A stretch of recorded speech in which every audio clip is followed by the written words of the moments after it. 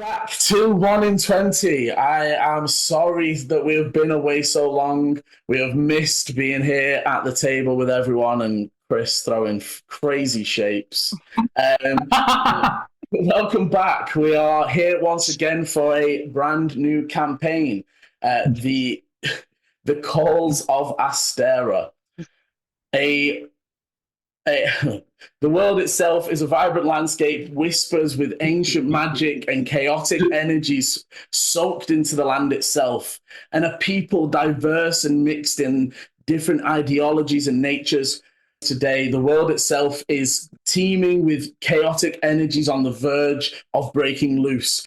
We join a group, however, that walks a strange line in between good and evil. We come now to Dante, Wickhausen, and Ichi. As you enter through the fort of Kadfesi and into the district that both of you, having not been here for you specifically, Ichi, but Dante a long time ago, you know that this area is known as the Bastion. Mostly taken up by the towering fort that blocks the mountain pass behind you, the guards waving you through just as quickly as they did over the drawbridge after seeing your papers and the letter that came with your job. Neither of you having looked at the letter, but would you each like to describe yourself as your carts pull up onto the edge of the bastion and you gain a view out over the desert and down over the city of Kadfesi? By all means, Chris. Oh, thank you. In front of you stands the striking figure with fiery ginger hair cascading down to his shoulders, mirroring the intensity of the flames that dance in his eyes. His pale skin, cracked and marked, his right arm, shoulder, and neck are covered in small burn-like scars. Across his chest and back has various small tattoos that look very old in design. He has a thin mustache and goatee. He is very young looking for a human male. He's wearing lightweight, intricately crafted armor that gleams and dances, shimmering light bounces, giving it the appearance of movement. The armor is engraved with a design that almost looks like the ancient runes that match similar to his tattoos. Adorned his back is a huge two-handed greatsword of beautiful quality. This echoes his brooding charisma. I actually don't remember where I wrote some of this part. He holds himself back and comes across quiet, and through intense looks, his gaze shows a deep experience, burdened by sorrow and guilt. Okay, and riding up next to this dark shadow of a figure is a member of our new race, the Grundon, a plant people said to have been born from the world of Astera themselves and adapting to every part of the world. Ichi, describe. Ichi stands approximately 5'4" inches tall, with a kind of greeny brown and ashen coloured skin that, if you look closely, is made up of fine hairs that each have kind of like collected dust. Around each of their limbs are leaves and vines that kind of all clump together and hold tight to show the arid world in which they were born. Going up towards their head, we see all of their jawline, their cheekbones, their eyebrows, all made with slight spikes to kind of show the resistant nature of the plants that they are surrounded by. Their hair, well, not hair, but leaves that kind of go up, resemble that of a succulent, with bright colours and thorns adorning the the tips, each kind of fanning, each adding a layer. On their chest, they wear a brass breastplate with a singular eye engraved into it. At their side, there is a long sword that has a slight curved blade with a green wrapping around the hilt, and a shield made of steel and iron with, again, a bronze eye inlaid within. They currently are are riding upon an elk that resembles a very similar aesthetic to them. Antlers that are kind of wafts and like leaves of the same succulent that they are made from, with green and purple irises that match each themselves, an ashen brown kind of fur matted around them as they ride next to Dante and the wagon which we are escorting. Yes. So Dante is sat up next to Summer, and Jilly is pulling in the wagon behind.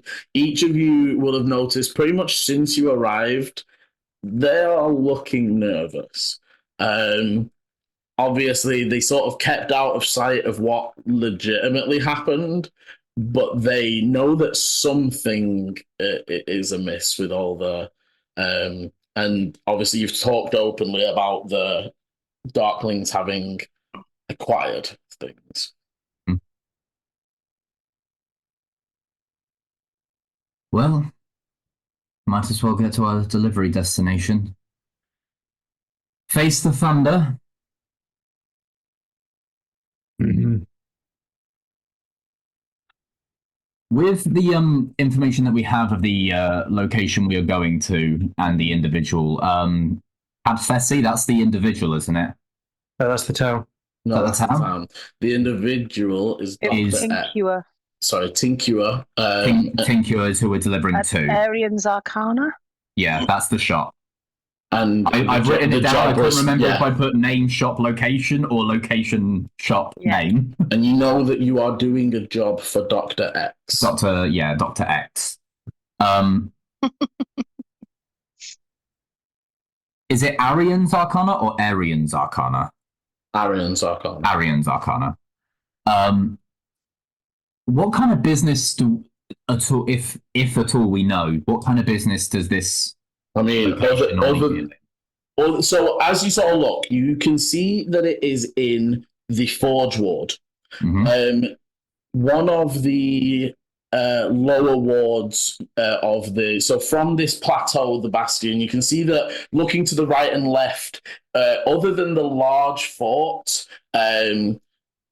it's mostly houses belonging to the soldiers and their families. It's a lot of the, training grounds and stations, and a lot of that, the military stuff seems to be on this plateau. You know, there must be stuff further down and spread out, but the majority of it seems to be here. From this plateau, there are 4 different sort of winding roads, each of decent size, but they sort of wind down the mountainside, leading to the different districts. You know that you need to head down the 3rd line, and that will take you down towards the Forge Ward.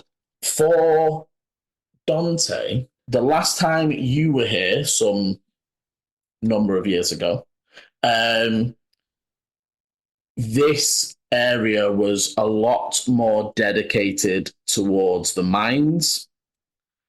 However, as you start to head down towards this area, you do see newer buildings cropping up from within.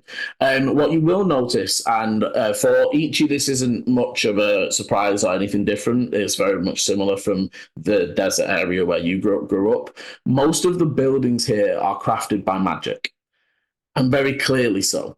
In the same style, in the same way. The only reason you can tell that there is age is the wear and tear. So, this gray building is worn and a bit damaged, and this one's spanking new, sparkling, right? Other than that, it's fairly uniform in the way they build their buildings. And you are seeing new buildings. Longer, more industrial looking buildings that seem to be them producing and doing something with the what you all would know is their major export of Zikar, which is the crystal that levitates when enchanted. You would be able to make your way down, however, and pulling up to one of these more newer buildings, you can see there's lots of as you get further down and you start pulling up to the building, there's lots of movement, people moving on the street. The shops are open and ready for business, but you're also seeing the movement of large cargoes being moved. And as you get down here, you do begin to see a lot more of the Zikar crystal powered vehicles. Dante, you can give me a history. Ichi, you just know because you have been around these before. Just as we're saying, first roll of the night, first roll of the campaign, and just like our name, 1 in 20, I have got 1. And so it begins. Yeah, so I'm gonna say, Dante, for whatever reason, this you know that the nomads and some of the tribes out in the deserts use Zikar crystals on the bottom of their carts, pulled by horses. That is what you know of Zikar. Okay. Ichi, you have been around some of the cities. While it is true that a lot of the nomads still do this, as you turn the corner, you see a large 15 by 20, almost flatbed. If you imagine the flatbed of a flatbed truck, so just the back of it, no truck bit. Yep.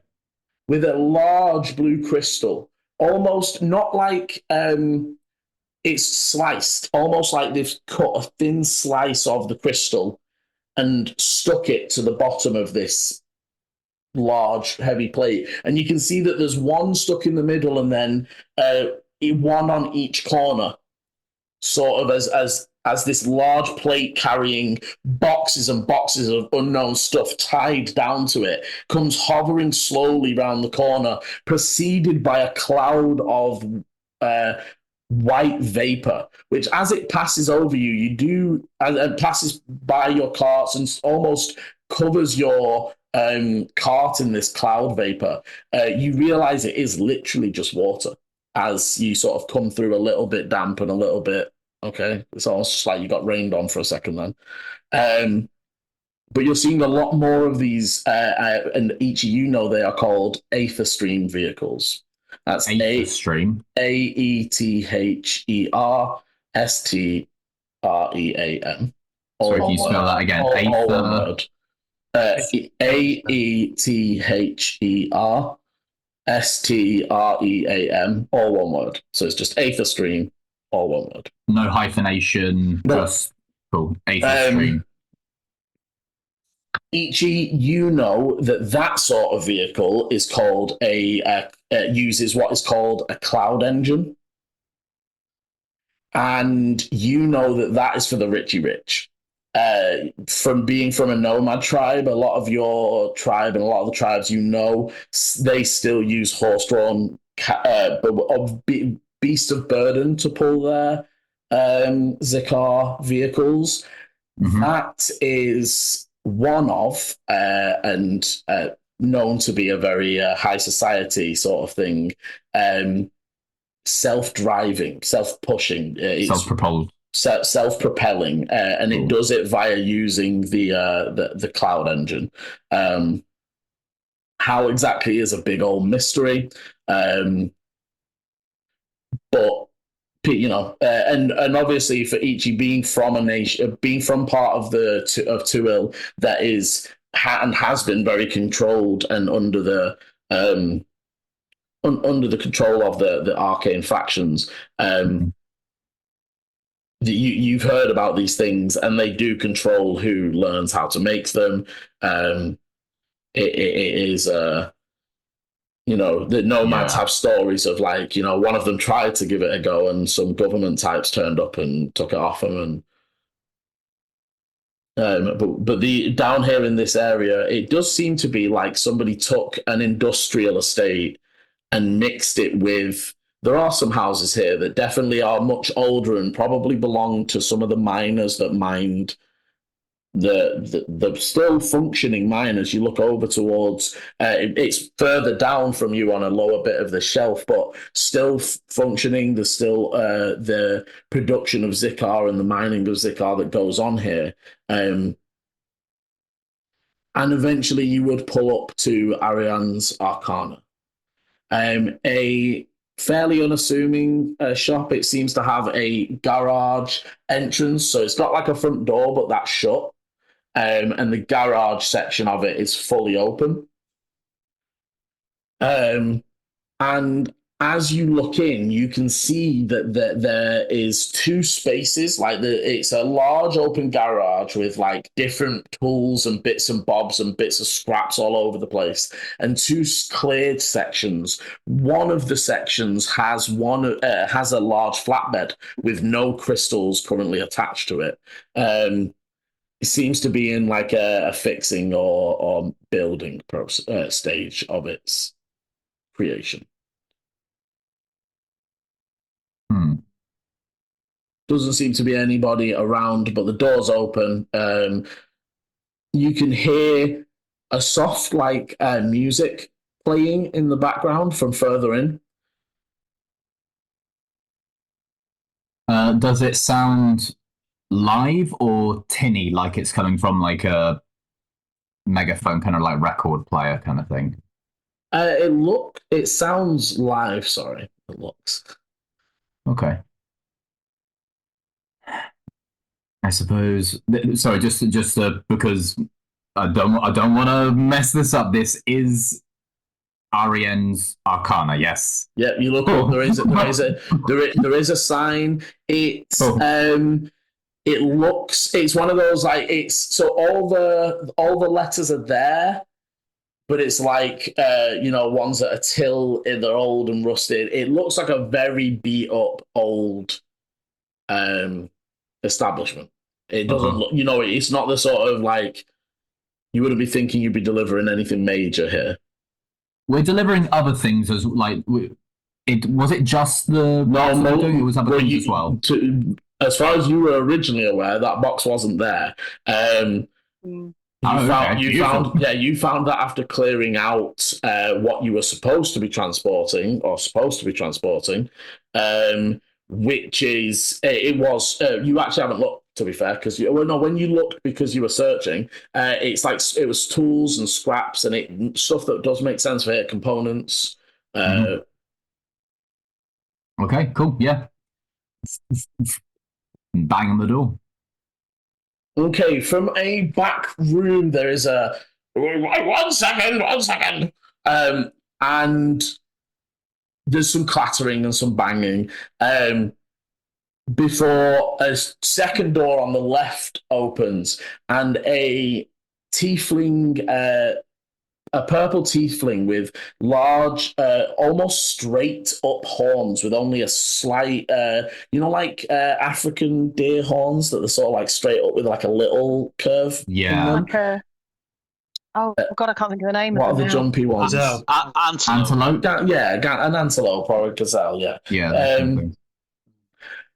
They seem to be male and come out in a fine outfit that seems to not suit this establishment at all. You have guests. Should we go?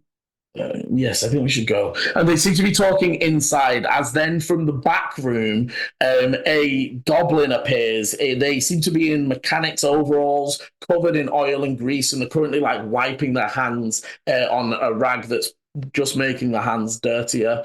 And sort of, can you give me a perception as these this moment sort of occurs? 18.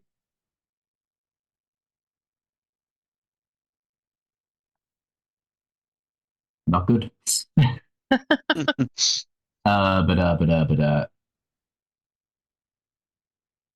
Perception. That is a 9. 9. Okay.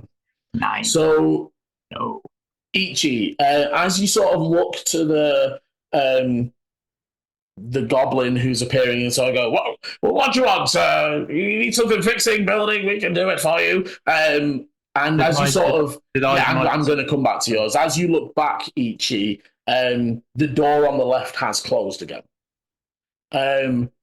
Dante, you would have seen another tiefling, female, in similarly to good dress for this place, move out, see your sort of like caravan of stuff coming in, and they drink something each before turning invisible and ducking round the court.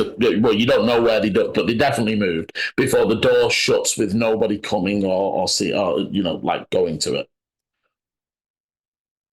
And this goblin's like, you need, is it deliveries? Ichi will, like saddle up on the elk and kind of like will pat the cart. Yes, I believe we have a delivery. Oh, well, let's start unloading then. Which are the drivers? Like, you see Summer puts up a hand and Jilly's like, yeah. Like, you two need to be, we need you for the unloading. Boss wants to see you two. Us two? Yeah, I mean, you're Ichi, right? Yes, that would be I. Yeah, well, specifically you, but yeah, go on. Oh. And then they're like, in this way, you two, bring that stuff through there. I turn to Dante. Well, I don't like that one bit. Mm. Well, onward we go. Dante just kind of follows quietly behind him. Eyes kind of just piercing forward. Okay, so they motion you over. So they sort of point for Jillian and Summer to start unloading things, and motion you over towards the door on the left that had just shut. And as you head over towards it, we will take a pause there, rewinding a little in time, and moving to our other two companions, who, unlike Dante and Ichi, who bypassed each bit of security on the way in, they have not been so fortunate. The first one, Eleni, it would seem like a normal check, but then the second one, they more were noticing that you were definitely not from Versa. Mm-hmm. One of them mentioned your accent, as you sort of said to Avolu, like, oh, let's keep going, or like something like that. It's like, oh, where are you from again? And it's because obviously your job declares you as coming from here to there. Oh, sorry, I need to just plug in my computer a second.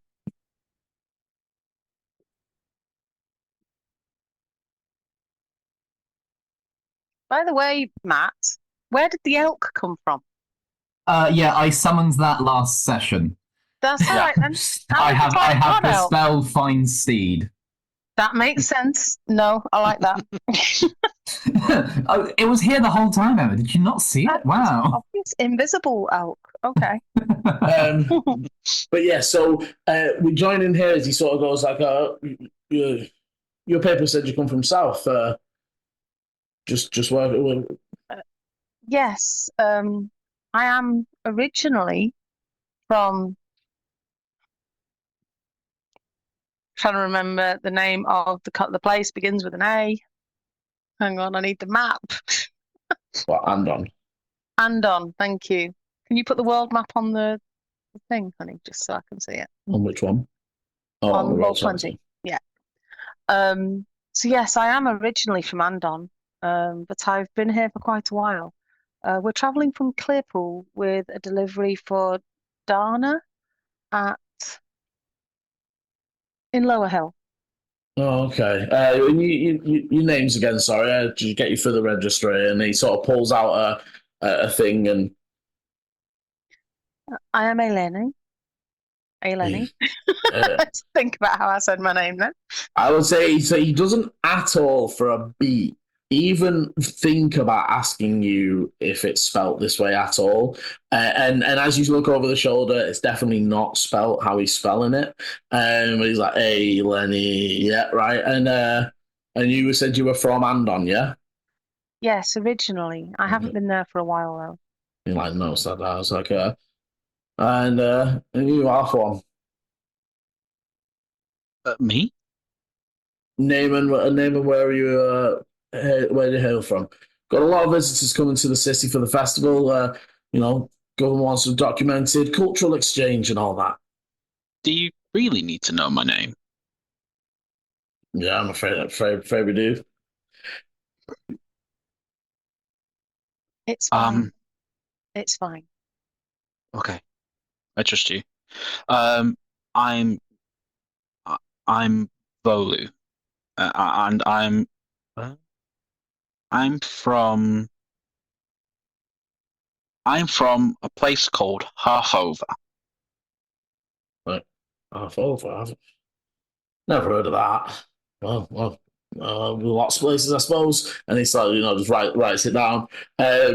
Genuinely on your passive insight, like genuinely hasn't. However, they are human, and they don't have the they don't have the longest of lifespans, and they are prone to forgetting things. But you would be then allowed through again, exiting out onto the top shelf of the bastion around the military houses. For you to get down to Lower Hill, you can take any of the routes. It is one of the residential areas around the base of the mountain itself. And neither of you actually know anything at all about it. Have I ever been in Kadfesi before? I wouldn't know. No, not through. Not since you wouldn't have needed to travel this far up, and it's quite an arduous journey if you were to do it alone, especially. Yeah. Okay. So I will just sort of turn to Volu and say it's fine. They're probably just checking everybody's names. There must be hundreds of Volus, right? There must be. Yeah, there must be. Yeah.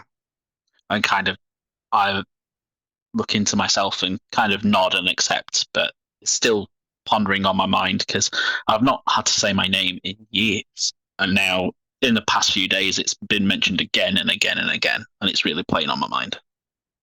If you feel awkward about it, say that you're from Andon like me. There's lots of forests over there. It's far enough away that nobody would know. I guess that might help because yeah. Okay, let's find this Dana at the Rust Bucket Inn. I mean, maybe if it's nice enough, maybe we can stay there. It would be nice to rest for a while. Have a proper bed.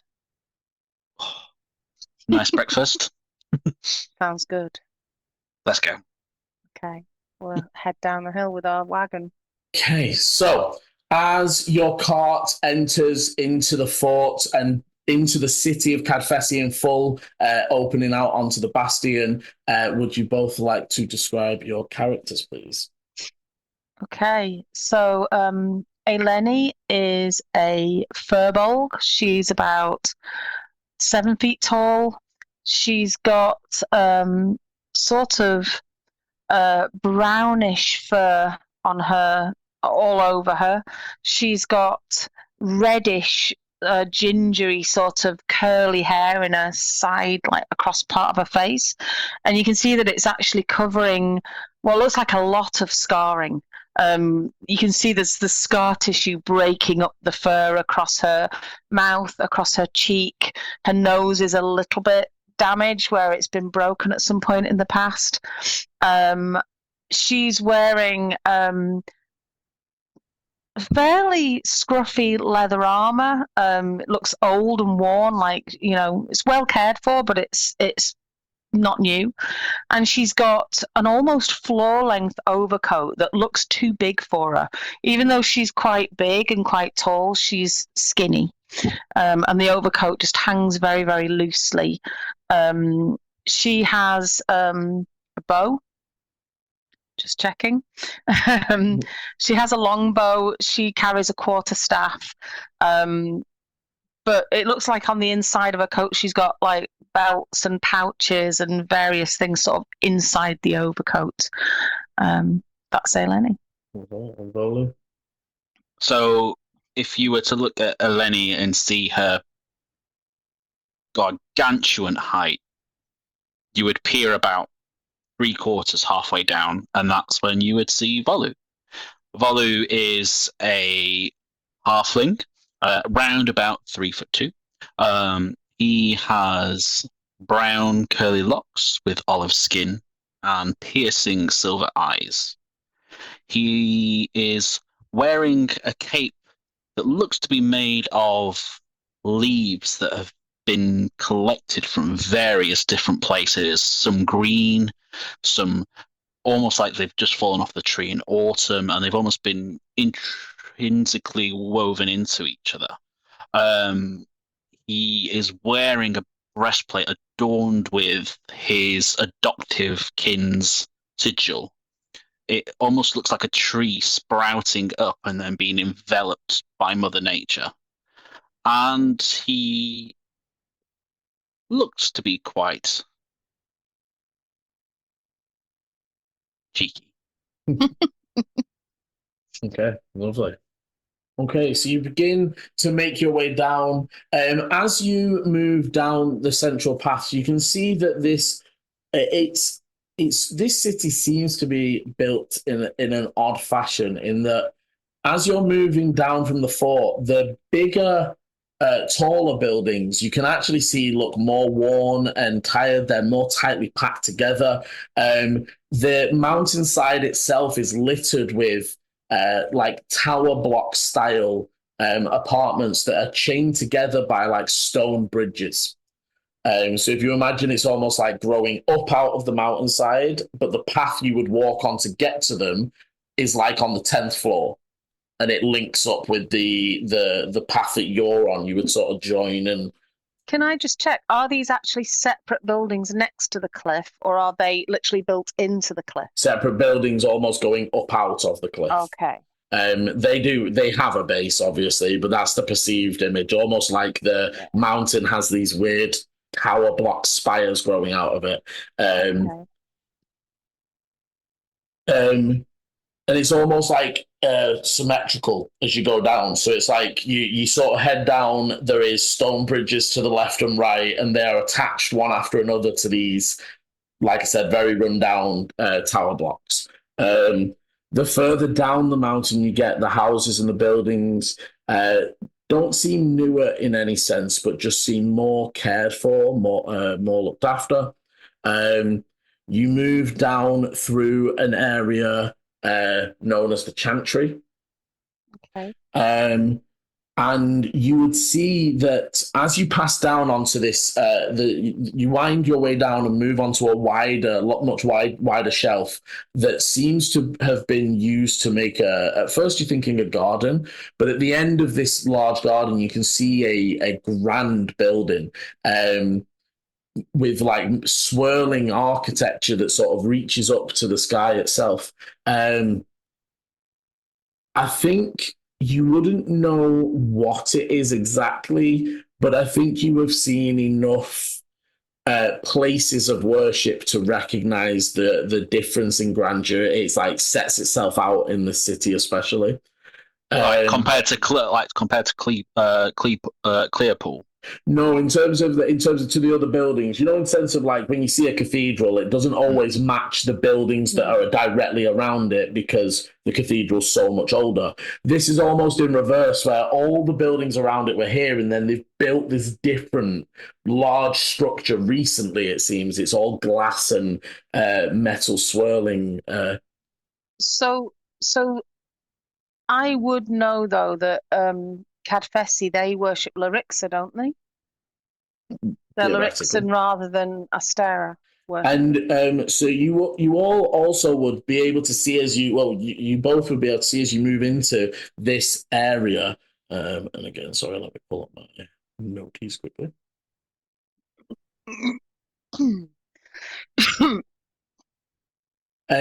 You all know as you move into this area, it becomes very, very hard to ignore the signs of the upcoming festival, but also, especially in this area, the political ties. As you move through, you've seen banners and such, but as you get further down and as you move into this large garden area, you can see people moving around wearing little purple ribbons. And you would recognize members of the Laryxan Arcanum.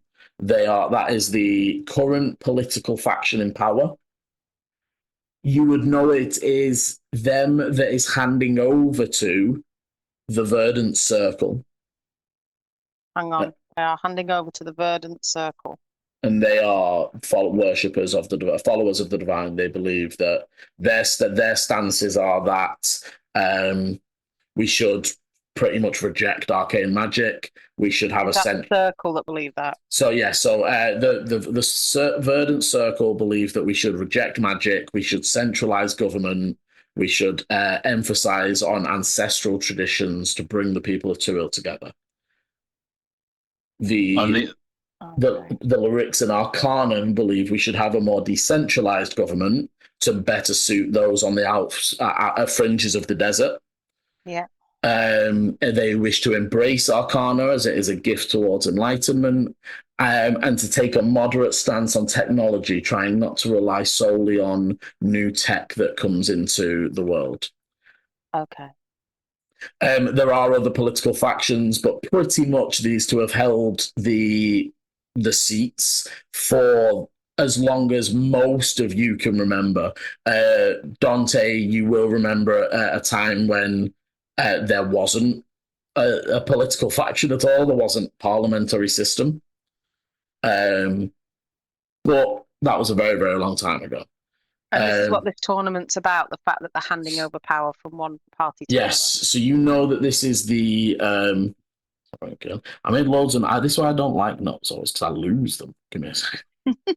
You will know that this is the Grand Ascendancy. Every 5 years... and for those that live in Tyrell, this is a big thing every 5 years. So every 5 years, the land begins to almost pulsate with anticipation, votings, cultural exchange. The idea behind this event is that the losing member, or the current reigning member who's handing over, holds a festival in the nearest city to their home birth. And it is a large week-long festival that is fully organized and hosted by the person who is handing over. But the idea is that then it brings in a lot of money for their faction. It brings in a lot of money for their people and cultural exchange. There's then this big handover on the 7th day. And a farewell feast, and it sort of finishes, and at that point, the power will hand over. Has the festival started yet, or is this just in preparation? We are maybe 3 days, 4 days away from the festival's first beginning. For you two not from this place, you don't know what this is. Effectively, this is a bit of an early campaigning thing that goes on. You can imagine that this building might be something to do with Laryxa, just from the number of people. You could pick out a few people that you definitely can tell are wizards. They're like very clearly large robes carrying glowing orbs. There's some actively using magic floating around, hovering as they speak to people. It's all for a Lenny, you would notice, because again, arcane magic is used on the other side once the secrets were taught and it passed around the world. But it's showy here. It's almost like over the top for the sake of it. Little gems that spin around their heads that actually probably don't do anything. It's literally just there to spin. So maybe in Andon it's more functional rather than in the whole of Ostvel, it is more functional. Magic is used very much more in a functional manner. Even in their religious ceremonies, the Andonites have a very simple style of ceremony, whereas the Tuil people have a very, even though they are of the Andonite religion, they have very grand, big parades, large ceremonies, and it's because of this constant infighting in the country where they are constantly vying with the other for followers, for power, for and for longer than this party or parliamentary system has even been in play, this power battle has been going on in the background. Does it? I mean, what's the atmosphere on the street itself? We're seeing all these people. Very happy at the minute. There's a lot of excitement. Give me perceptions as you're moving through the crowds and keep continuing on your way down. Dirty 20. 23. Okay, so both of you may be a little interested. You're hearing the talk, you're hearing the buzz. There's lots of different groups, and as you're passing, you manage to sort of gather that the most of the talk is about the festival, and specifically firstly the announcement that you already know of, and you have heard this talk within the all cities you've been in throughout all of Tuil. About a month ago, when the election was announced, so they sort of announced the results of the election, and then they have about a month to tidy up affairs and handle things before you fully hand over, and then the festival happens to announce that. In that, when they announced the electionary winner, the current prime minister, who, sorry, 1 second, is why won't we do that? That's what you do. Perfect. Buster Rhymes. No, sure. The current prime minister is Archmage Aelar Moonshadow. Aelar Moonshadow. Formerly known as Buster Rhymes. Yeah. They are a very old tiefling. They're, even if you, for what you would know of them, for people who are not from here, he is said to be very cunning and very insightful. And he is famed, like it's very well known, that he was the headmaster of the Azure Spire Academy, which is the major magic academy within Kadfesi. Azure Spire. Yes, before he won prime minister, before he was elected. Okay. So that's like a magic school. Yes, it is. Yeah. It is the magic school this side of Tuil.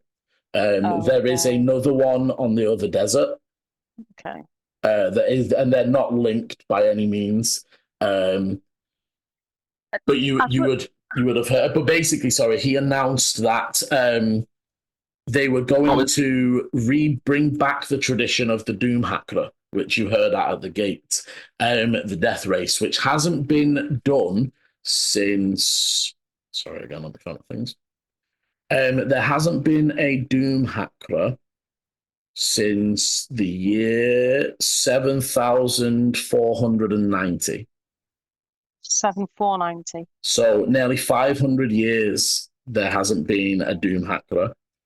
That was due to the events that you've seen plastered all over everywhere. There's memorials where a large amount of people were killed due to fighting between the arcane and divine factions. And a lot of the area where, and as you actually begin to pass in, you can see the area known as the Crucible. You are on a shelf maybe about 100 feet up from it, but sort of looking from your left as you bypass it, you can see that in the center of a very lovely, well laid out and cared for garden is the ruins of a once grand Colosseum. Surrounding that is the more hastily built. It looks like a market stall. So if you imagine the area that is now garden and memorial, to that event has become like pop-up market. Okay. So right now, as you look down there, you can see the tarps and the shawls that hang from the stalls themselves. You can hear the buzz from that area. Around that again is then housing, and it looks like slightly nicer, slightly more spaced housing. And it's actually around this area joins up to that housing estate that you start or begin to join as you move down towards lower hill.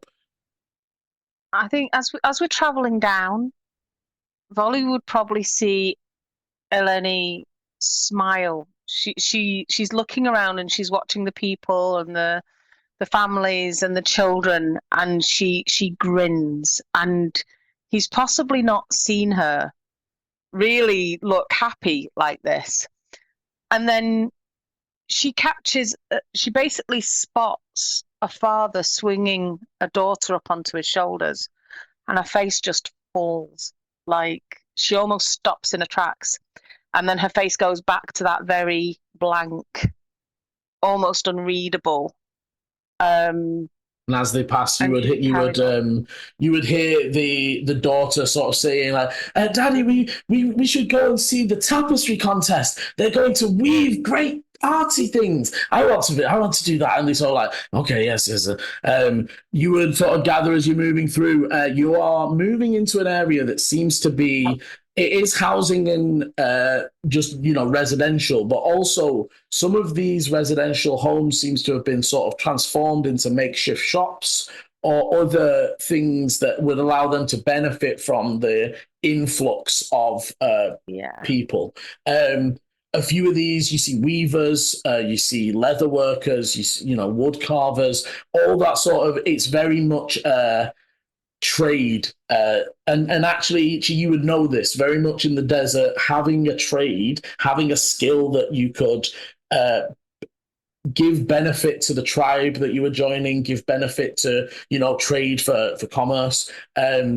It's a very big thing in the culture of those that grew up and grew up in and around the desert.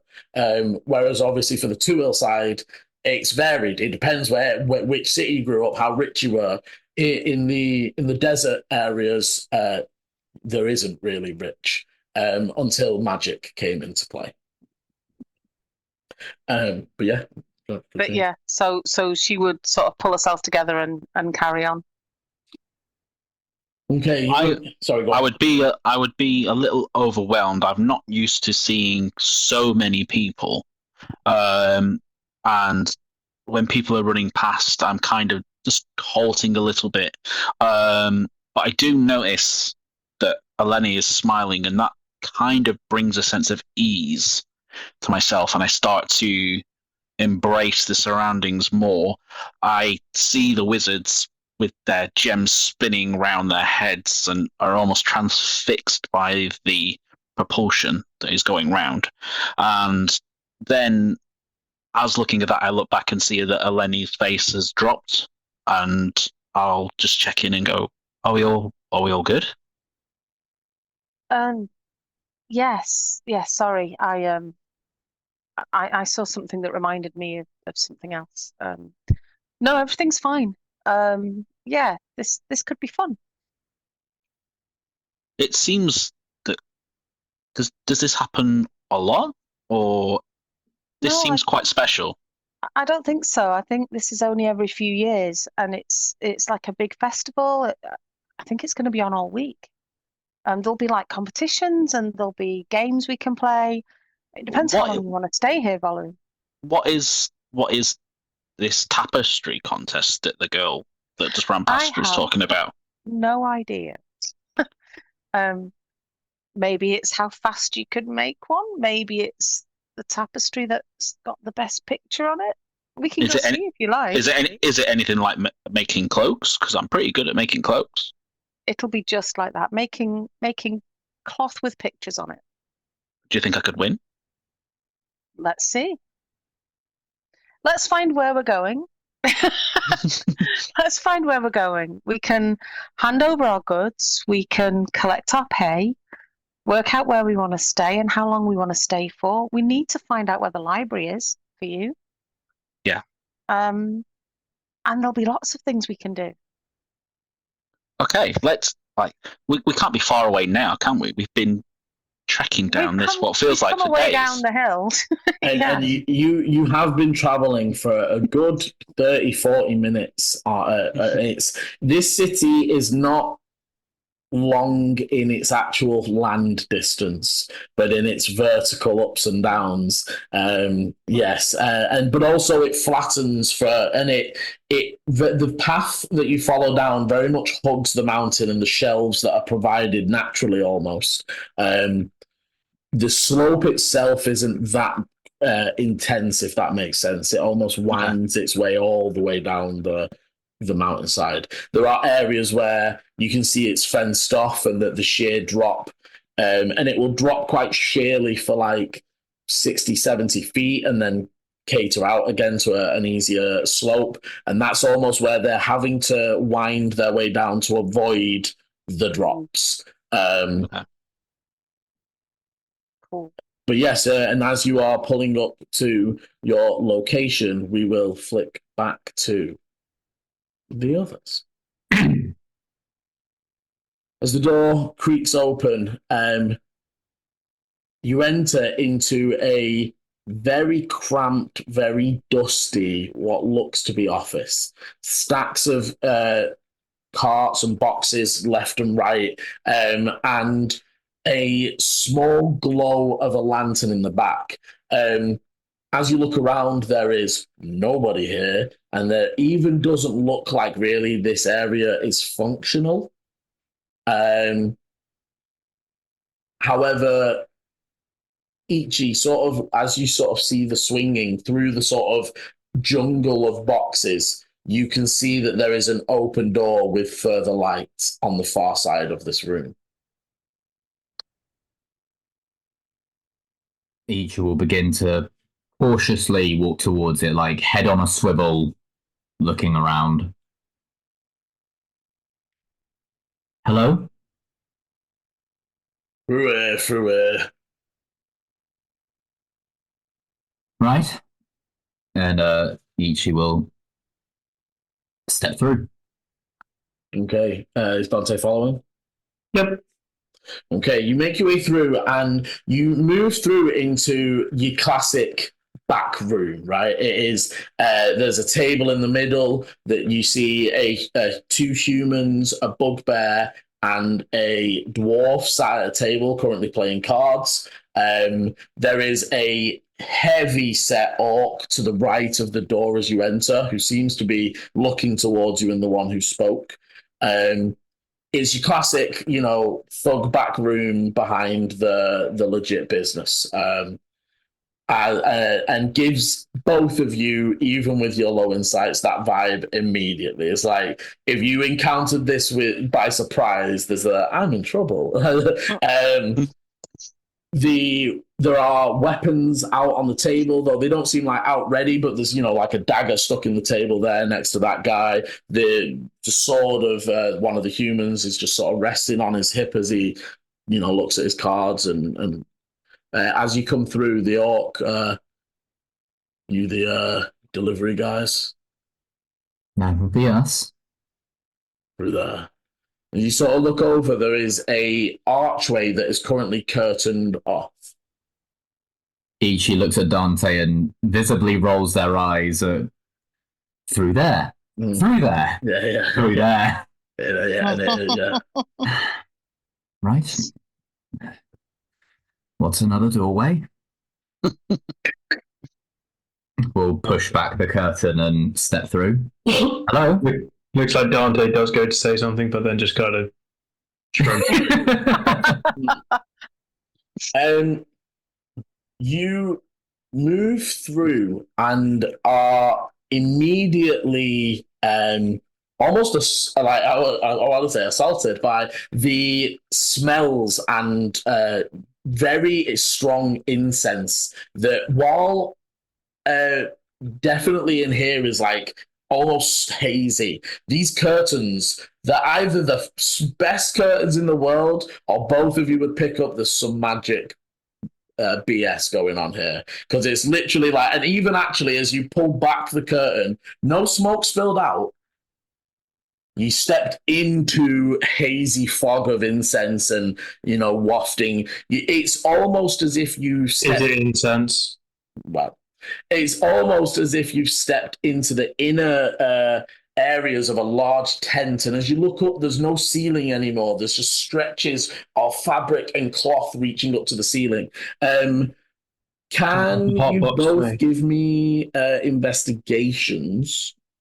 Got a passive investigation of 16. You would have to. You can run that if you want to. I rolled a 14. That would be a 15. Okay. So as you're sort of staring up, I would say, Ichi, you sort of look up. You're very unimpressed and not too fazed by all this. Dante, you look up and it goes higher than the ceiling goes, for sure. So I'm you're pretty sure there's some illusionary stuff going on here, but it's cleverly mixed in with real stuff that is making it hard to pick out which is what. With just that, I'm going to just I'm just going to keep an eye out. Okay. I'm going to do some sort of perception as in just for general, see if there's other people in here. You can do a perception as I creatures, anything like that. Yeah. As I describe the layout, as you look into the center, there is a shin high, 5 foot wide radius, diameter, almost like a poof. What are they called? What's the other name for them? Like a footstool. Yeah, footstool, or poof. They are called poofies. Yeah, poofies. Yeah. But it's PUFET, a PUFET. POOF, I think. POUFEWE, I thought. But No clue. Anyway, there is a large flat cushion that seems to be stable, placed on the floor. It's about shin high on the floor, and cushions placed all around. Low light candles, and sat in a almost crafted chair out of cushions and silk and all sorts, sits a bugbear, smoking a cigarette, and Is it a cigarette? and gentlemen, take a seat if you wish. Drinks, and they motion over, and a small drinks tray sort of floats over. Both of you've been around this sort of stuff enough. It's definitely some sort of unseen servant over levitation or anything like that. And a small drink tray floats over with already prepared drinks.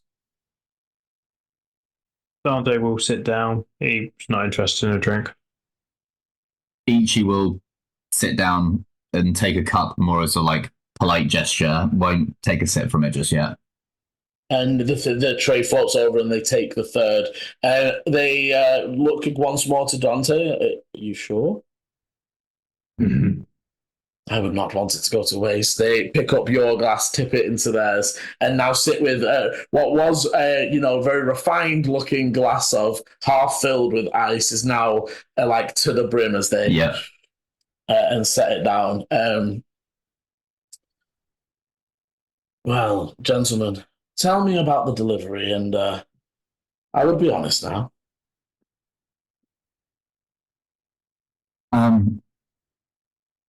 Mostly the delivery was fine.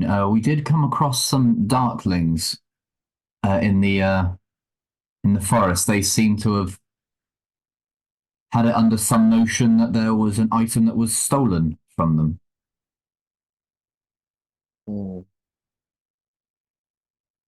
Well, I suppose there's in a little bit of a predicament.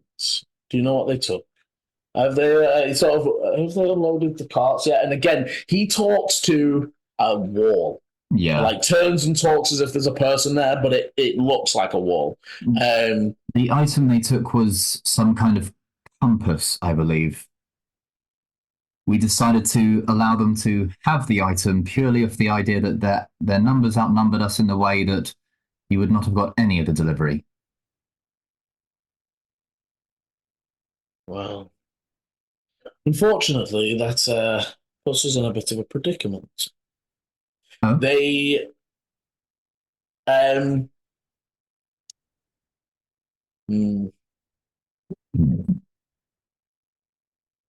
they would reach out, and from thin air, they seem to pull a piece of paper as they Doctor, well, my deal going forward from this interaction required the box untouched.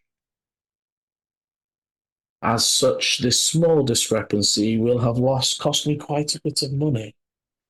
Dr. X did send me a magical message saying that their traps that they had placed picked up two names. One, yours, and they put down the little note. It's not like a magic note. They've definitely like gained a message, written it down, ripped that off something. As they put down Ichi, it also has next to it delivery guy. Like Dr. X is like, this is the name. But yeah, this is the name of a guy I hired. Like, but also you would know, and Ichi, you've probably been thinking about this a little bit. That was an area thing. If you were protecting it, you would also be in the area. They're not necessarily like the one that stole it, but they are then they put down yours and then they turn the other one. What do you know of this person? Is this the name of the Darkling that stole our little? And you see Volu written across the piece of paper. No, this individual is not the one who took the item. They were in proximity when I opened the box to prove what the item was that they were looking for. I will take full responsibility for opening of the box, yes, which is why my name's there.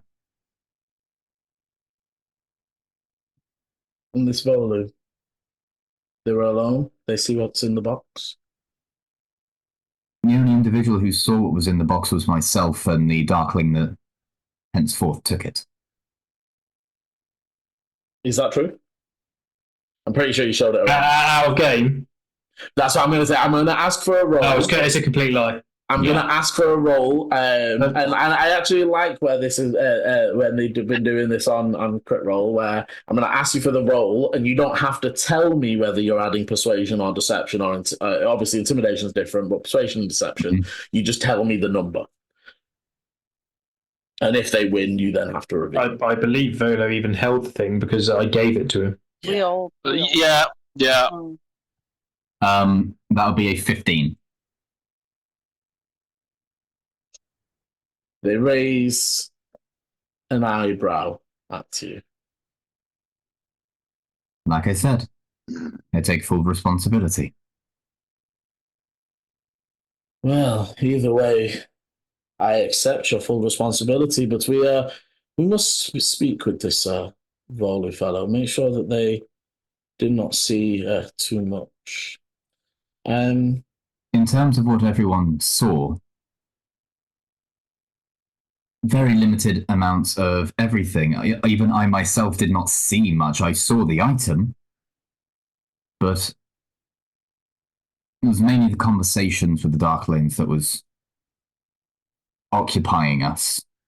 Volu was there to make sure that, or at least at the time, due to our temporary partnership, that no harm came to them. You say the Darkling said some interesting things. What interesting things? Oh, just that it was as he's saying this, a notepad appears into view out of the darkness of the walls behind. Only that the item was stolen long ago, I believe. Interesting. I haven't been told the whole truth, yada, yada, yada, that whole thing. Both of you drop me insights, because I know your passives aren't and that makes a 16 for my roll. Okay, I would say that as the pencil and pad start writing all of their own, there is a genuine curiosity separate to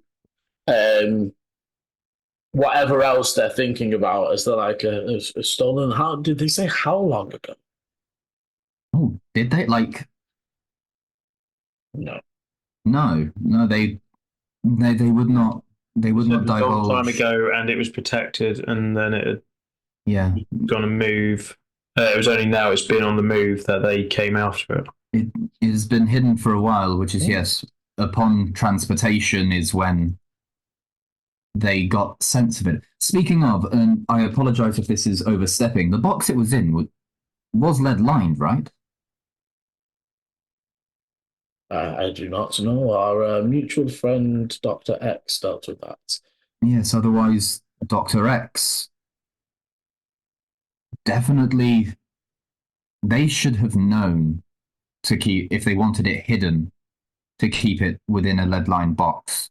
The fact that it was not and it was trapped is It was lead line because we tried magically look at it and we couldn't see anything. I know. Oh, cool. The fact that it was still able to be tracked is interesting. Because if it was lead lined, then they had something else to track. Interesting. Well, food for thought. And they flick their hand, and the notepad and pen disappear into the darkness. Wonderful. Well, I understand that our interception of the item has caused a large issue for you. Yes. Well, we're more than happy to take a cut of our pay to repay for the inconvenience. Yes, well, I mean, it is gracious of you to offer, of course, but Dr. X did suggest something of that ilk. In fact, I believe until we have settled this, that they will be holding your pay. Once we have settled our little issue, then we can, then you will receive your pay, and you never know, maybe I like having you work for me. You could maybe make some good money here in the city. Right. Dr. X will be holding our pay.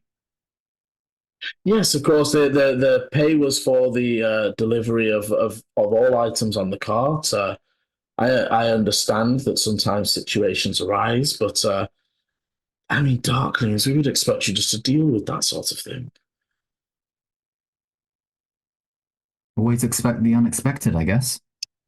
It's cannot be helped. Especially when numbers favor the enemy. Would you have preferred us to not arrive at all and not deliver anything? I mean, are those your only two options? I had heard you were quite skilled at getting the job done. Skilled at getting the job done, yes. Slaughtering those who did not need to be slaughtered. I did not say slaughter. You could have, and in their hand, illusionarily, they click and appear a small pocket watch. Not what you lost at all, but there are ways, child. Maybe working with me, you might learn some things.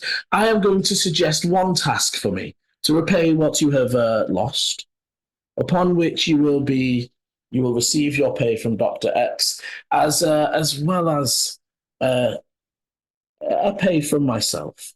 You may take this in either gold or stay while you are here in the city. It is up to you. What is this job you need doing, or do we need to accept it before we know? I mean, acceptance is always great, but I don't even know yet. I will call upon you for one job at some point. You don't have to accept it, but your debt is not paid until you complete our job for me. Are we in agreement? I turn to Dante.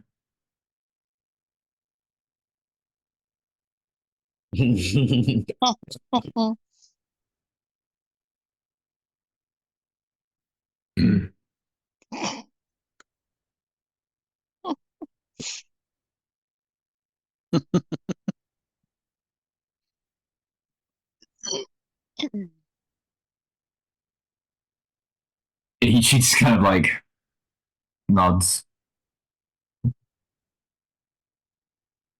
Good. So, this debt. Why is it that we owe a debt when we are not getting the money for the job?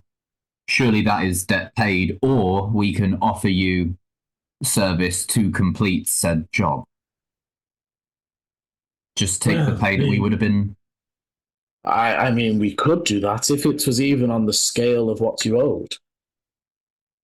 Then surely our pay should have been higher. That is for you to have negotiated with Dr. X, I believe. I am Well, just all I am just a negotiations are- client in this matter. I understand that, and negotiations can normally go forward when all information is on the table. Due to negligence of information, I would say that, if anything, that null and voids all contract. Well, the money, regardless of a contract, needs to be paid. And I assure you that negligence will not happen under jobs with myself. Dr. X, while effective, can be brutish at times. And it's You're not telling me. not the most delicate. To be clear, the holding of pay is an issue with Dr. X. If you wish to argue it with him, that is, I have been just told to tell you. What you owe me is due to the loss of my business. Surely that is with Dr. X as well. They're the one who sent us. Unfortunately, your name came up on the ballot and they tapped the thing. Now, I have many things to do and a lot of business to see to. If you need anything, please see Goro outside. Goodbye. And as they sort of like turn back to their doing whatever, smoking, drinking, the smoke in the room builds so heavy that even without you moving anywhere, you can no longer really see, except for the beam of light from the open curtain behind you. What was the name of the person outside, Liam? Goro, Goro. Ichi stands, moves towards Dante and like ushers them out together, kind of thing. Dante follows. As you exit, how are you hiding? Are you like, how are your expressions as you exit into this shady back room, where, while I would say your perceptions are good enough that you can tell that while they're still playing and talking, they are definitely keeping an eye on your exit. Ichi's keeping a calm demeanor. Dante is just there with him. Okay. As you head out, got what you assume to be Goro, as the orc is the only one that looks at you and nods. Says, "Get everything you need." Certainly. I suppose we'll probably end up seeing you at some point. Potentially. Need a place to stay, or you got somewhere? We should be able to figure something out, but thank you very much. Watch yourself out there. City's going to be wild over the next few days. You're telling me this festival's come around, well. Oh, we're new in the city.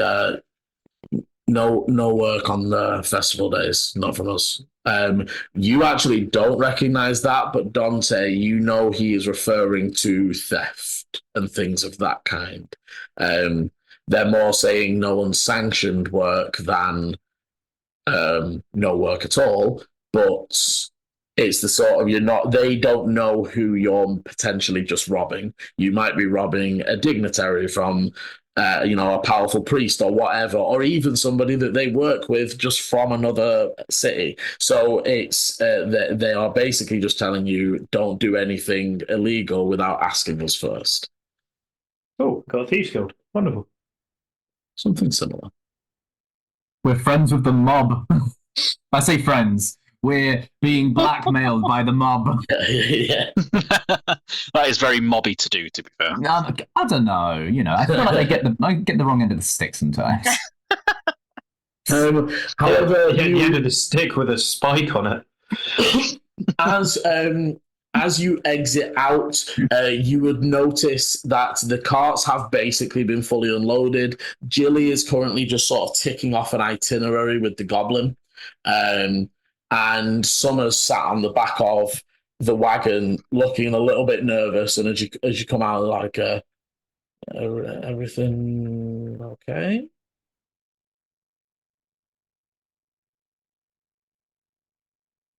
Let's get moving. Yeah, I mean, I was going to say, you going anywhere? I mean, we're heading towards the so we're heading towards the Bloody Banner Inn, just near the Colosseum. Maybe worth heading that way. As we kind of like start heading that way, are we on the cart still? Are we? Yeah, so you would.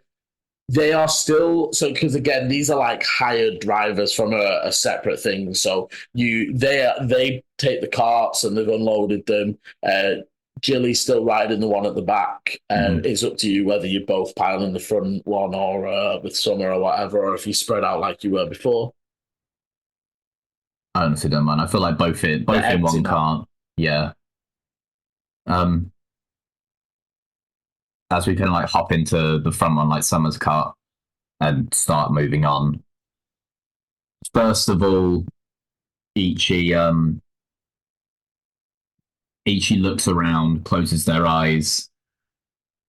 Well, might as well have a look. Opens and has like a faint white glow to them, and I'm going to cast See Invisibility just to see if there's any scrying eyes or anything around us, anything tracking us, anything watching. Okay. Not so you cast your spell and you looking around. What's the distance on it? It's about See Invisibility 60. 60. Yeah. Is it like a radius or? For the duration, you see invisible creatures, objects as if they were visible, and you see into the ethereal plane. It doesn't have. Okay, so it's just as far as you can see. Sweet. And we are in day at the moment. Yeah. It is. It is maybe 11 a.m. Like we're not late. We're not late in the day at all. Because the gate drops at 6. So you know it's been a good few hours of you moving around the city, waiting for the meeting, talking, all that stuff. But you're still very much midday. And you look around, taking a glance, you don't see anything in your immediate vicinity. And as you sort of look this way, in your peripheral, something moves. And you look up, and not like just above you at all, like very, very distinctly, I want to be clear on that. This is not an orb above you watching you. There are lots of scrying orbs, or at least invisible orbs, moving around the city. And you like one just that way, just generally here. This is like a Baldur's Gate thing. I fucking hated those scrying orbs. Yeah, feels a little bit like an arcane version of CCTV. Just there's a whole floor of wizards just like plugged into chairs, like. And interestingly, however, especially for Ichi, this isn't commonplace. This isn't like the major cities in the eastern side of Tuil don't have this. So like even for you, this is like that's unsettling. And again, to be clear, I shouldn't have said scrying orbs. They are invisible objects, but they are flying around, stopping in places, turning on the spot, flying to the next place, stopping in places. Some of them are moving a bit more slowly, but consistently. Any orbs that seem to be tracking our movement, just in sync, in tandem. Not that you can tell. Wonderful. Checking the cart.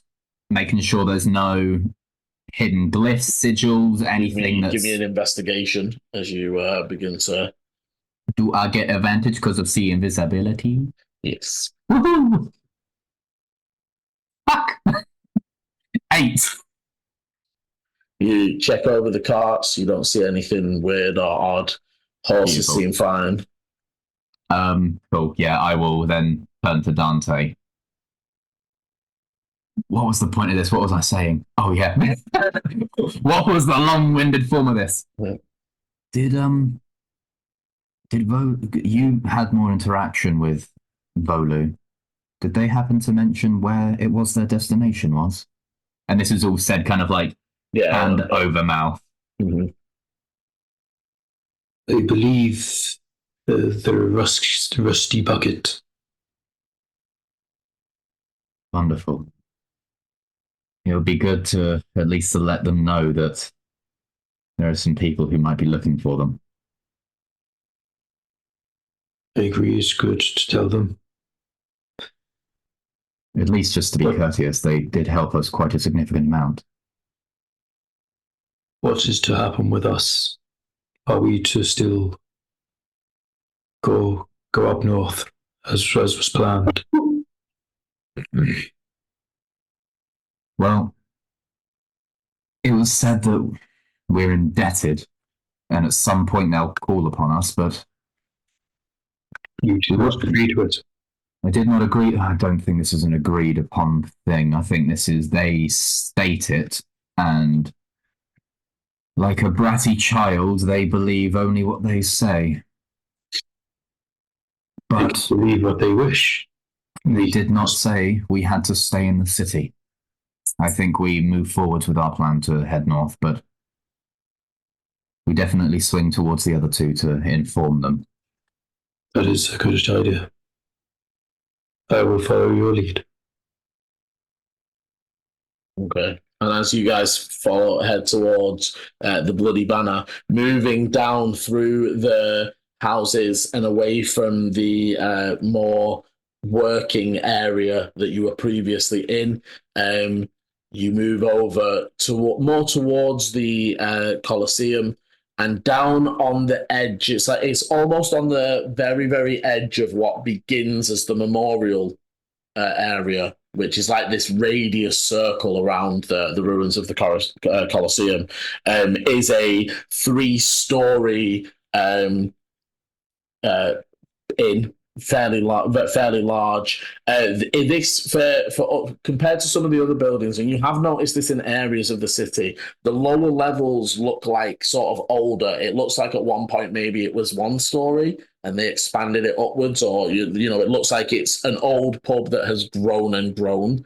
And you see the swinging sign depicting a gladiator sticking a banner into a defeated foe. And we will pause just there to flick back over to Eleni and Volu, whose drop off with the drop off towards their jobs is going a lot more peacefully and simpler. You pull up to what is one of these houses. So it is like a house that's also got this area sort of decked out to be used for sale, and almost as like a little shop. As you pull up, you would be able to see that with the sign that it looks to be almost like herbal remedies, creams. You see like beauty stuff. It's very much that sort of potions and such. Eleni, I don't think either of you. Volu, you'd be able to tell with a closer look, but I don't actually. Eleni, are you herbalism proficient or alchemy? You're muted. Sorry, at the moment, Mum. Sorry. No, I am not.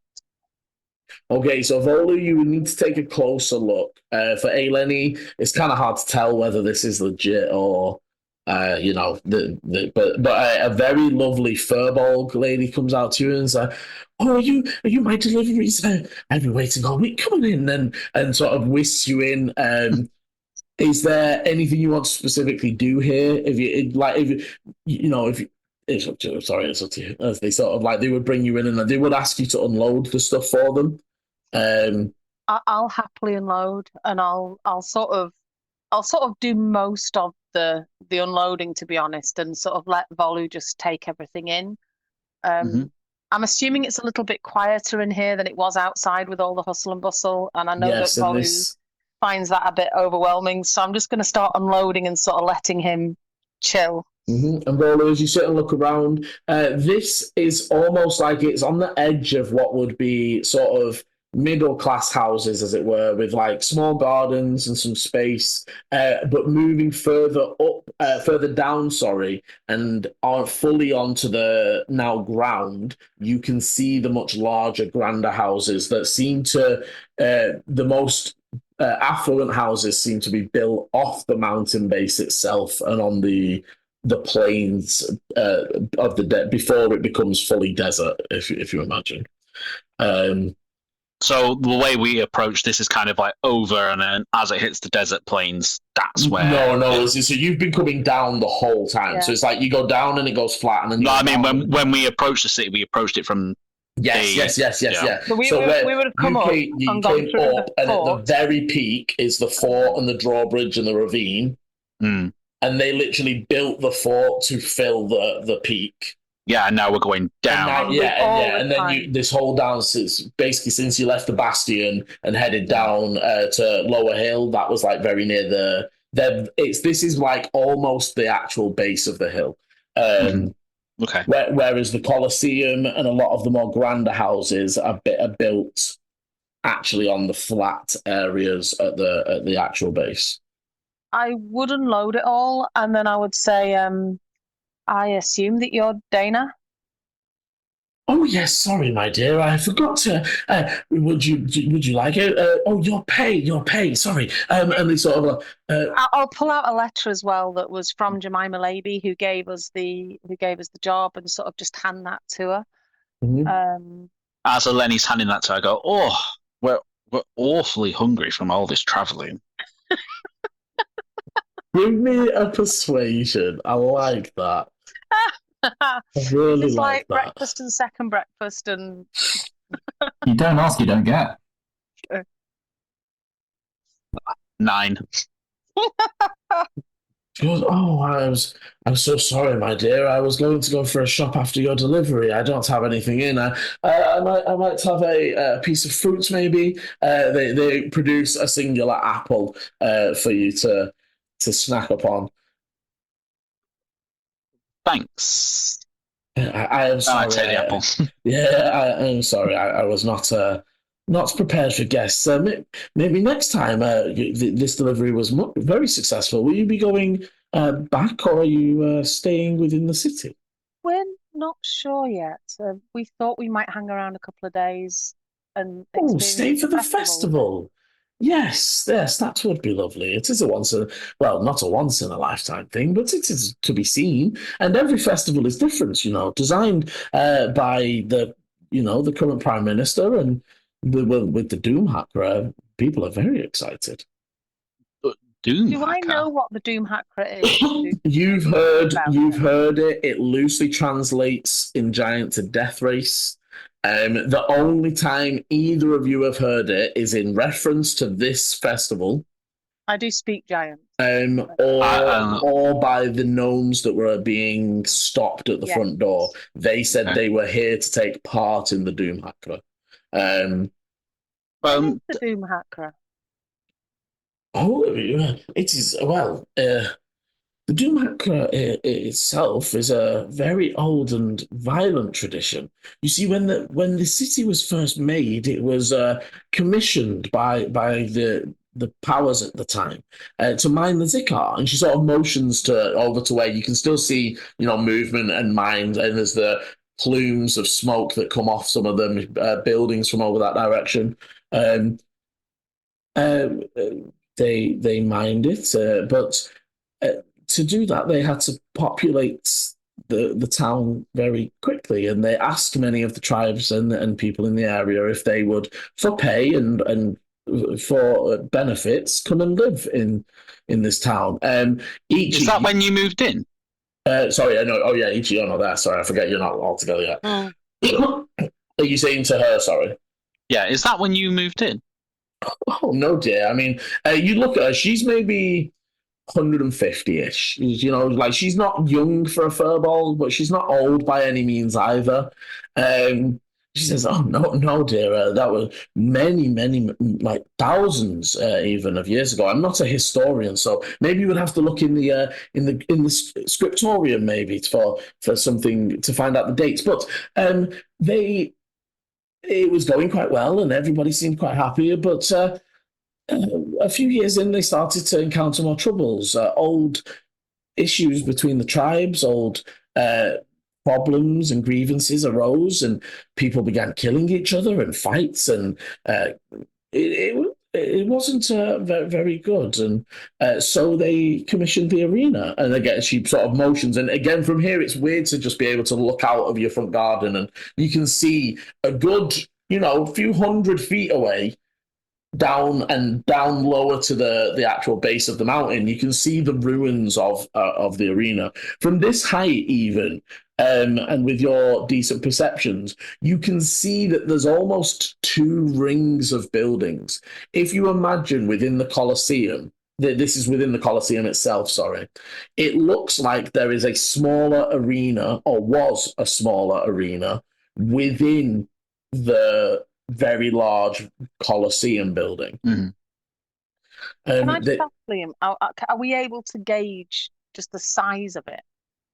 So you say it's really large, like how? Sorry, yeah, the from like the Colosseum from here is maybe, I'm trying to think of something relative, because it's not quite the size of the Rome Colosseums. It's smaller than that.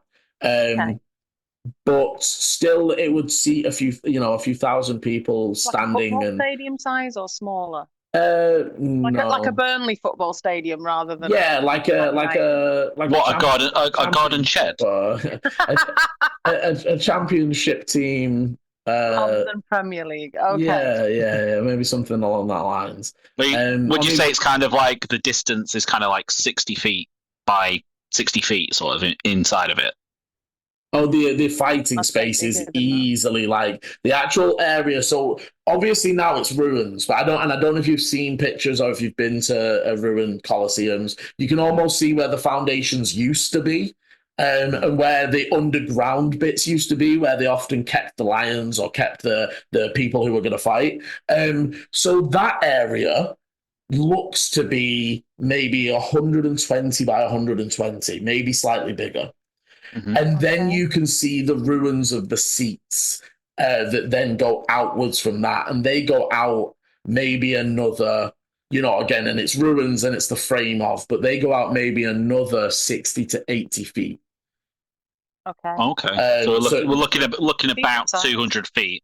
Yeah, it's an unmissable landmass, and even though it is crumpled and ruined, it's got that same style as where some of the sections held and are still a few 100 feet up in the air, and we can't touch it, or there's probably protections and stuff around it, but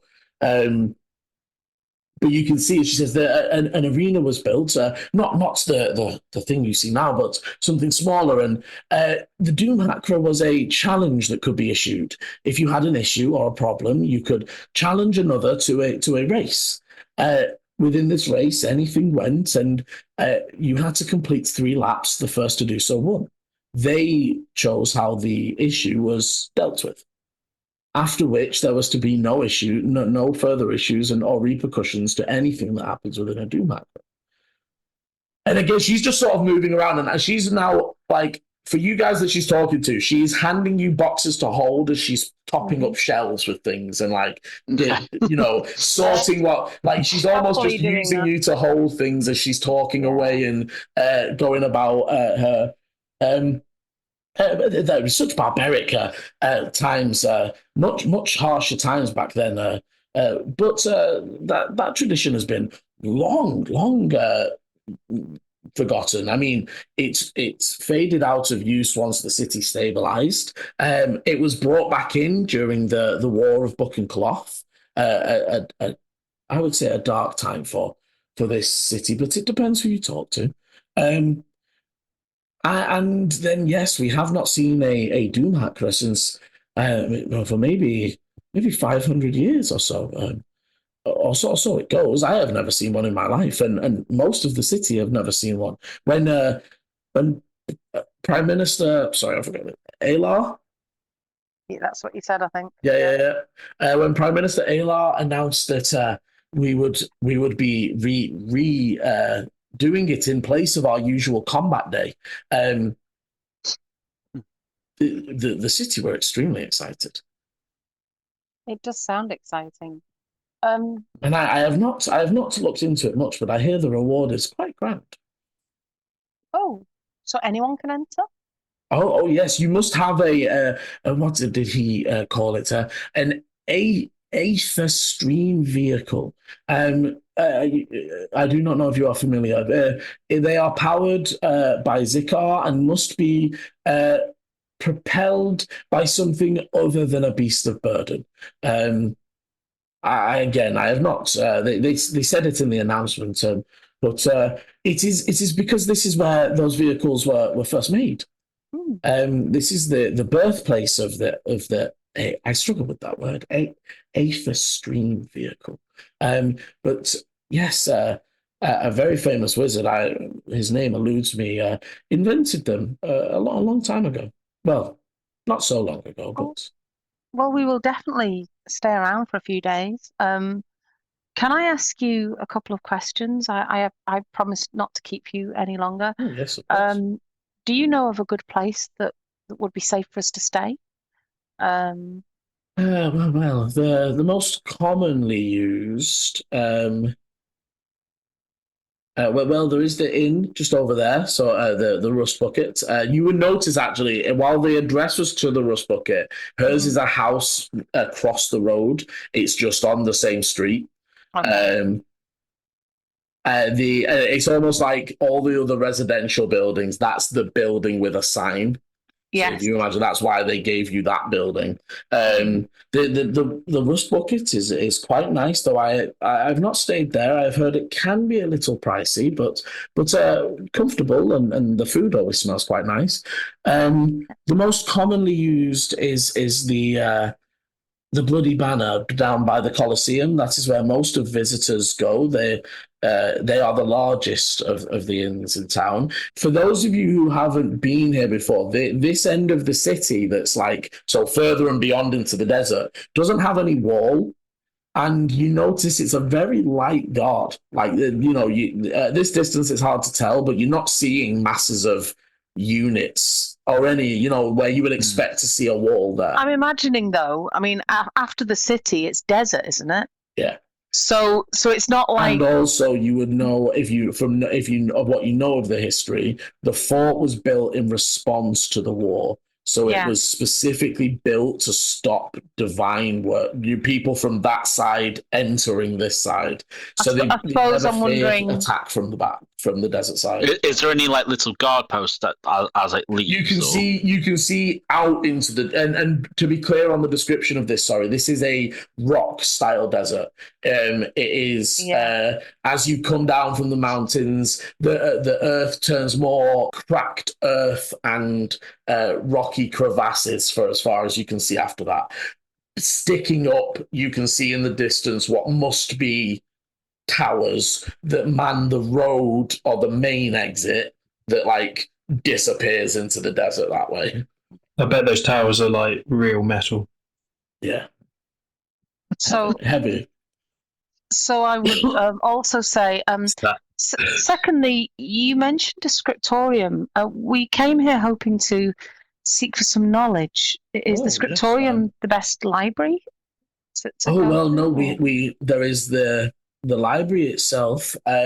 So the scriptorium specifically is historical texts and things that we are preserving.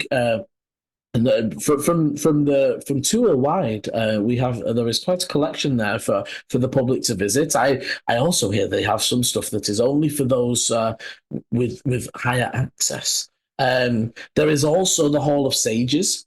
That is a library that is attached to the Azure Academy. You will have passed it on the way down. Actually, it is surrounded by large gardens. Okay, yeah. Thank you very much. I would then wait because she still hasn't paid us. So I would just then go quiet and sort of... Yeah, and again, there would be sort of a moment that she's like, yeah, yes. There is the matter of our pay. Oh, yes, sorry. They reach in and pull up from under the desk and pull out 2 pouches of each of your splits and gives it to you. Okay. I can't remember how much we were being paid for this, Liam. Neither can I. And if I maybe did, and if I didn't say, to be honest, I would say that this is probably 25 gold each. Okay. It was a decent trek of a journey. I'm rich. Yay! I got money. My income's gone up by 500%. Gains, son. I would sort of not formally bow, but sort of very gently almost bend, and then just say, "Good day to you, Dana." And then I'd turn and say to Volu, "Should we find somewhere to put our feet up?" Yeah, that sounds good. Perhaps somewhere where I can sell this, and I kind of like pull out the dragon tooth and kind of show Eleni that. Does this place that we're in look like it looks more herbalist than alchemist? Yes, this is very much more. This is very much more not. They're not necessarily high skilled. This is basic creams and ointments, salves for burns, and then other things that claim to be, good for your skin and. What happened to? So I made a list. I've got like a list of stuff that we got, but I don't know what added to who. We might have to work that out later. I mean, it's worth having a look at now because I know Ichi had the sling.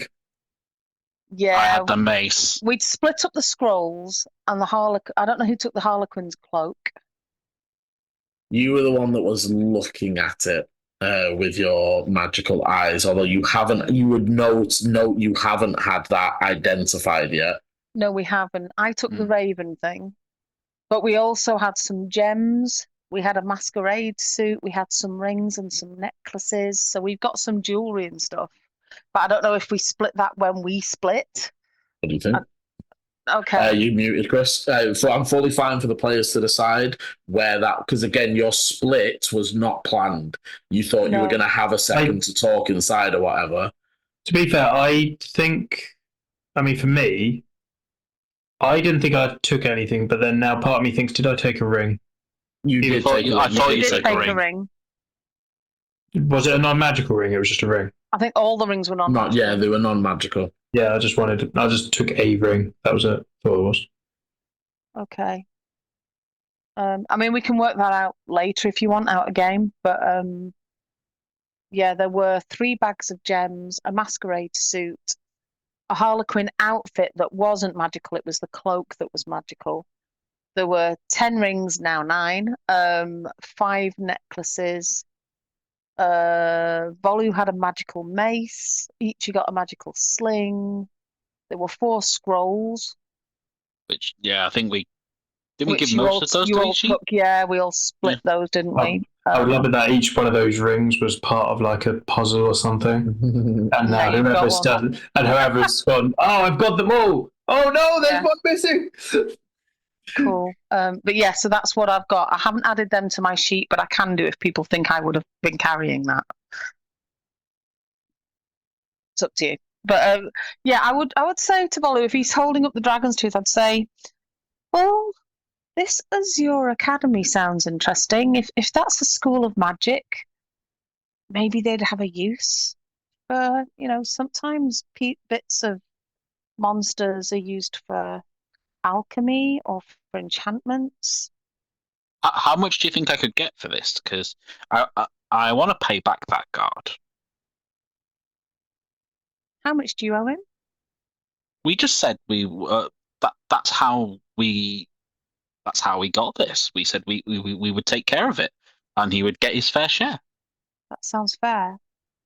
Well, Can maybe we need to see. question on that? Can Volu remember where you're meeting him and in how many days? Volu doesn't exactly remember where, but they'd kind of like come wasn't it like 2 weeks? A few days, and it was in one of the inns, which I can't remember the name of. I think it was not. I don't think it was the Rust Bucket. I think it was the one that Ichi and I are right near. Bloody Banner. Bloody Yeah. Banner. Yeah. Am I right? Yeah. That sounds Yeah. correct. Okay. Well, maybe we need to ask in a couple of places and see how much people are willing to pay. Is this something I should just pull out? I think let's maybe find the right place and the right person to talk to first. If it's really worth a lot of money, somebody might steal it if they know that you have it. So, Okay. And then I kind of like bury it underneath my cloak. And yeah.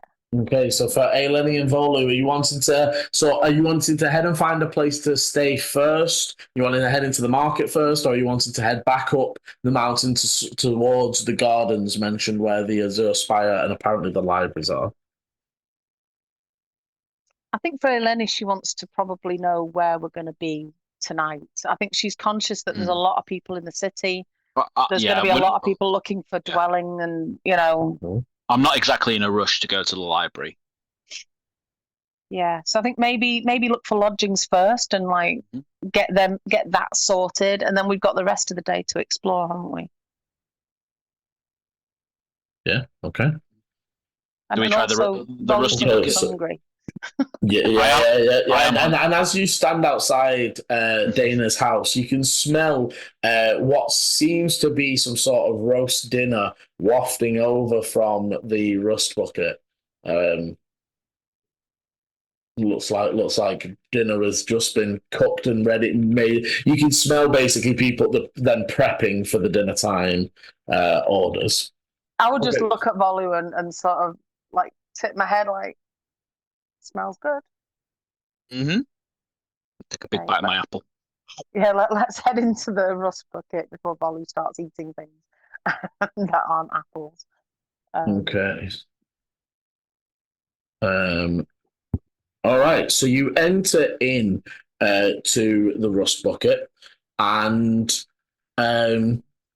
it currently seems very empty. As you enter sorry, 1 second.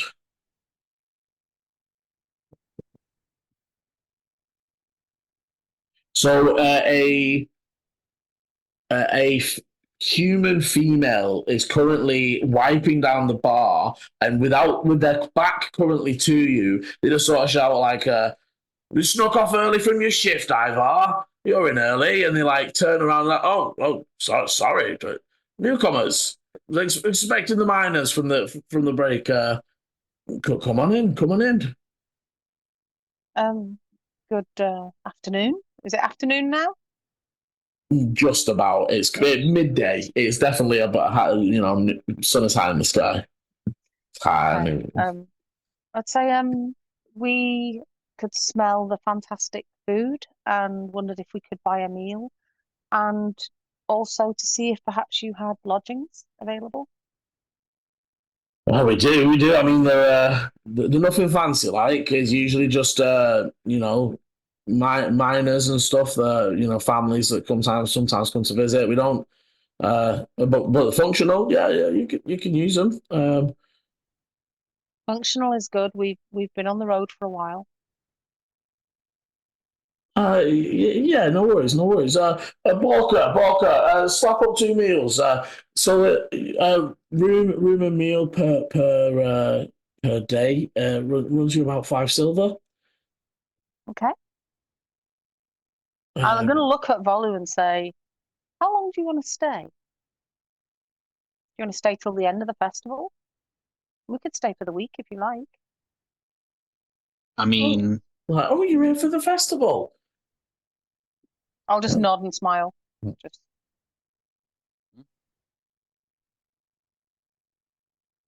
sorry. I go on, mean, Volu. I'm happy to check out the library, the scriptorium. We've got the tapestry tournament. We've We got do. the death doom Doom death hacker. doom heft doom death hacker. Uh, Brilliant. That's good. Yeah, I love that. She goes, "Oh, are you going to enter any of the contests? They're open for public entry. Although Gertrude nearly always wins the weaving contests. She's very famous in these parts. is she here? She has a stall down on the markets. She tends to. She's not a. She's quite well in demand. Offers caters to the richy rich over in the Zenith ward. She doesn't have a shop, but she sets up a stall around this time for any time that there is a festival of any kind. You can guarantee she'll be out there. Maybe we should go and have a look. Mm. We haven't really worked out what all the different competitions are yet, but yes, I don't see why we wouldn't enter. I mean, they have announced the days the other morning. We have sorry, where did my thing go? The first. Have you been there before? Have you been to have you been to any of the city's grand ascendancies? No, Well. outside of Tuil. Well, in all cases, the first day is dedicated to marches, announcements, honouring our guests from other cities, all of those good things. But the 2 days 2 through 5 are dedicated to a specific thing, usually that city is known for. For us, with day 2 will be craft. There will be weaving contests. There will be smithing contests. There will be every sort of crafting you can imagine. Will be held throughout the day. And again, people are welcome to enter. Obviously, for things like smithing, some of the smiths are already working on their entries. Whereas some of the tasks are more about speed and efficiency. Some are about being able to work with not a lot of materials. Depends which bit of the day you're after. Day 3 is dedicated to food. That is my favourite day. Foods from all over Tuil. Cooks and chefs. There are contests for eating quickly, contests for the best made, all sorts of things. The day 4 is for the arts, songs, plays, poems. The streets will be filled with the bards, and all leading up to day 5, which is usually combat in general. But as you've mentioned, the Doom Hakra will be held on day 5. Day 6 is the ceremony where we will see the exchanging of the tokens, hoity-toity historical ceremonial things. And then finally, day 7 is the grand feast. People will eat everything that was cooked and anything that will go bad, and we all celebrate and look to the future. It is quite fun. When is day 1? Like, what day is this? We've not started. We are a 3-day away from the start of the festival. So if we wanted to stay the whole thing, that would be 10 days. If you wished. And what was it? 5 silver a night. 5 silver for a room and a meal, and is that each? Yes. Well, so it's 1 gold. So it's per room is the sort of 5 silver and meals if you want 2 separate rooms. As you sort of asking, she says, well, it is per the room, but I would, if you take one room and share, as I can see your friend is quite small there, I will throw in both of your meals under the same price. Do you want to share a room, Volo, or would you rather have your own space? Anywhere is good for me. Let's take the one room then. Is that 5 gold? That would be 5 gold. So Right. I will take out 6 gold and give it to her. Okay. She will give you a small iron key. She will say, if you head around the back, we have the entrances without coming through the inn, because, like I said, in about 10 minutes, this place will be full of hungry miners shouting and hollering, bringing all their Zikar dust through the place. Feel free to just ignore them and head straight through. If you want food, you don't have to come in. You can just shout through the back door to Borka. Borka. Yeah, you hear like a yeah from the kitchen. Thank you. May we eat now? Borka, what's on those plates? There's another like. Just a few minutes, my dears. If you'd like to take a seat, might I suggest one of the ones that only has 2 chairs at it? The miners tend to fill the booths. Let's grab a table. As we go, I kind of like stand on a chair and get to eye level with the what was her name? Don't think we've got a name. I don't think it's game. They said, sorry, what was your name? My name is Elara. Elara. Alara. That's a lovely name. Well, Alara, if we could get an extra scoop of some lovely food that we can smell, it would be most appreciated. And then I'd kind of smile and give a little wink and try and charisma an extra ladle of food. Give me a persuasion. I like it. He's just a hungry little scamp. I got 14. Well, she's like, all right there. She hands you 2 drinks and she goes, Borka, make one of them a large. Thank you. I love the jump off idea the that chair. the 7-foot furbolg's just going to be like very slowly picking at her food, and there's Volu like eating enough for 3. Yeah. Just because I'm small doesn't mean I'm not hungry. Yeah. Ain't that true if we know anything about Merry and Pippin? As true. you take your tables, food is brought over, and true to her word, within 10 minutes, the place is fairly ram-packed with miners of all races, genders, and sizes, drinking and taking their what seems to be slightly longer than maybe they should be, but a lunch break. And as that chaos ensues, I will flick back over to Dante and Ichi as you are arriving at entering the Bloody Banner. As you enter, this place is a lot busier than you would expect for a midday. Where we actually go? I know we were kind of heading in that direction, but I wondered. That's where we took you to. I think it might be worth, Dante, if we. Oh God, who are we with? Who's the cart are we on? We're on the front one. Summer and Jilly. So you're with Summer right now, yes. If we send these 2 in to procure a room for us for the night, we can head on to the Rust Bucket to try and find Eleni and Volu. Or would you prefer to settle down for the night? Summer will pipe up and say, we've already actually got two rooms booked. I mean, she looks at Jilly and says, she would speak in Dwarvish. Do either of you speak Dwarvish? No. I don't think so. She says something that you would definitely pick up as like a question.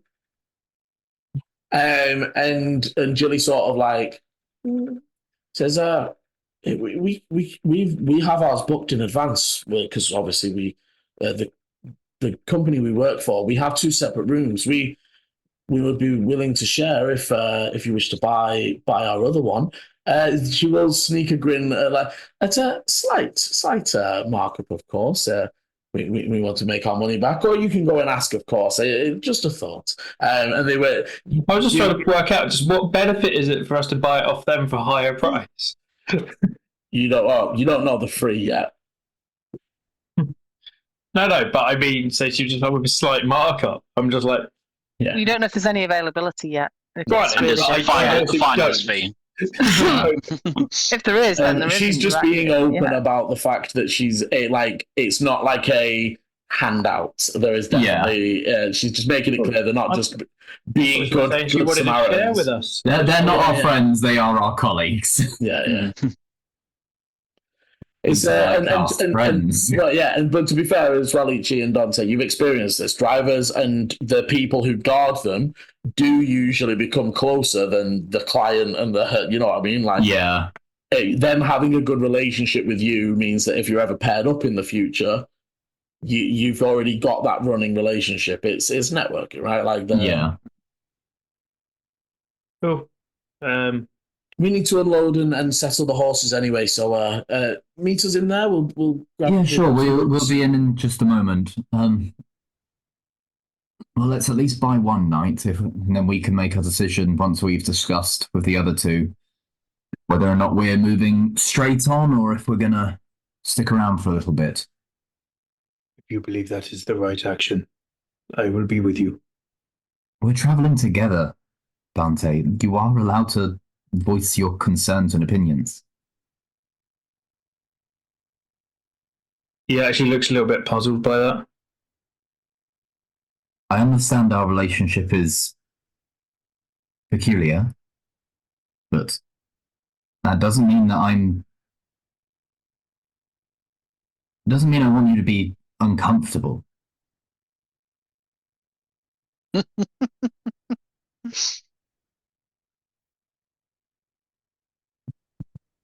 I know. The audience don't know about. I know. I'm dying. It was just that. It was the eyebrow from Chris. Sorry. The eyebrow does go a few times when I've got something, but I just try not. But it's just becoming. It's worse in this fucking chat than it is anywhere else. It's because in this world, your imagination is encouraged to run wild, and that's a problem for society. Been a long time since my choices mattered. I just want to be rid of this now. So, Which is why we're traveling together, so that you can have those choices again, without worry of any other extraplanar thing. So we'll go. We go to see Eleni and Volo.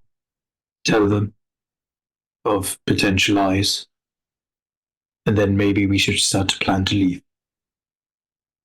Of course. Would you like to do that now or get a room now? Usually, people buy me dinner first. Right, we're going straight to the rest of it. Okay, And Ichi just confidently starts forwards. and as you set off into the bustling streets of Kadfesi to alert the potential friends made previously on the road, that is where we will leave this week's session. This is the end of part 1. Part 2 airs Sunday 7 PM GMT, or will be linked in the top right of your screen now. Thank you for watching, and roll well. Oh god, it does feel good.